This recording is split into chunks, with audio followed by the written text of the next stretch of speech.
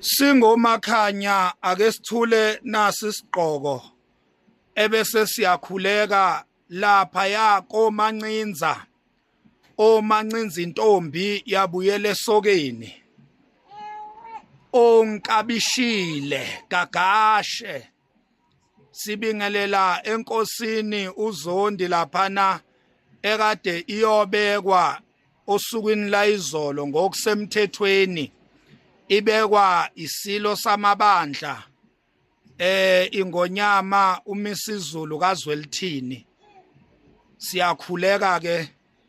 gagashe sithi ke asenze lombukiso bhanyabhanya phecelezi ivideo sithi nje sehlela ngezantsi evidweni esiyenzile einsukwini nje I think ngiyenze ekuthangi ivideo leyo ebe ukunyathela amakhona enkosi ngithi nje ngiyaxolisa ngehlela ngezantsi ngiyazithoba kuwe gagashi leya video engiyenzile beyukucwaneka beyukudelela hayi kuwe wedwa mancinza kodwa beyidelela ngisho isilo imbala ngithi ke ngithatha leli thuba okonakele ku social media ku TikTok ngikulungisa kuwo futhi u social media TikTok ngokuqonda ukuthi u TikTok inkundla yokuxhumana esezingeni eliphezulu kakhulu othi mengabe ukhulume into kuwo ebese ihamba ibanga elide iziyofika ngisho phesheya kwezilwandle ngalawo mazwi ke ngiyathemba ukuthi la kuhambe kwafinyelela khona leya video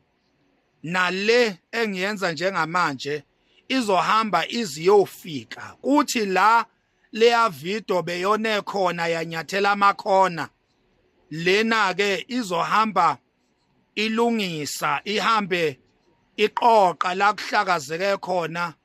ihambe ibhandisha la kuvuleke khona amanxeba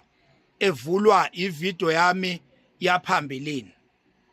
ngalawo mazwi ke ngingezokwanda kade gagashe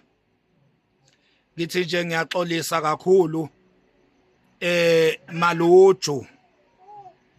izandla ngithwala ekhanda ngithi ngicela uxolo Nkosi babuZondi lapha ya ekade iyobekwa isilo samabandla uKing Misizulu kaZwelithini ngithi nakuso isilo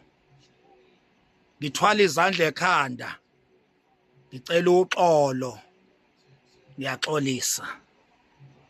nakuZulu ke nje wonkana ake ngithi nje nakoZondi nje bonke ogagasho omancinza abancinza intombi yabuyela esokeni ngithi nakubo ngiyaxolisa ngokudelela inkosi yakogagashe ngicela ke ukuyibamba lapha le video ngoba bekwe yokuxolisa nje kuphela kulungiswe iphutha la sone khona singomakhanya siyabonga kakhulu in advance ukuthi uxolo lwethu luzokwamukeleka kogagashi sithi mancinza bayede